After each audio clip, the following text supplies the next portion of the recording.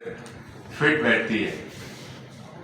قائد اعظم کے دستراز ہونے کے ساتھ ساتھ اسی گروہ میں انہی لوگوں میں سے ایک ہمارے نانا حضور تھے پردانا سر علی امام، جنہوں نے قائد اعظم محمد علی جناح کو جہاد کے دوران، اس تحریک کے دوران جب فنڈ کی کمی محسوس کی گئی اور قائد اعظم نے ذکر فرمایا تو انہوں نے اپنا مکان بیچ کر فوراً مدد کی۔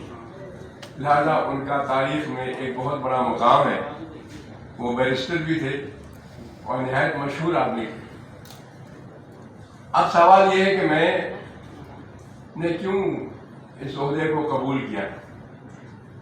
وجہ صرف اتنی سی ہے کہ میں جب سے پیدا ہوا ہوں اس ملک میں تو میں نیشنل پارٹی کا تصور ذہن میں رکھتا ہوں۔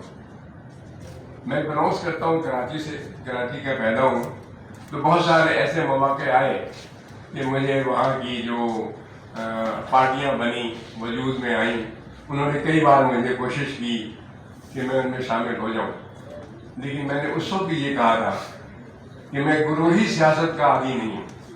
ایک گروہ، اور اس میں بھی پاکستان کے اندر جن لوگوں نے قربانی دی بننے میں، اس میں مہاجروں کا ایک بڑا رول ہے۔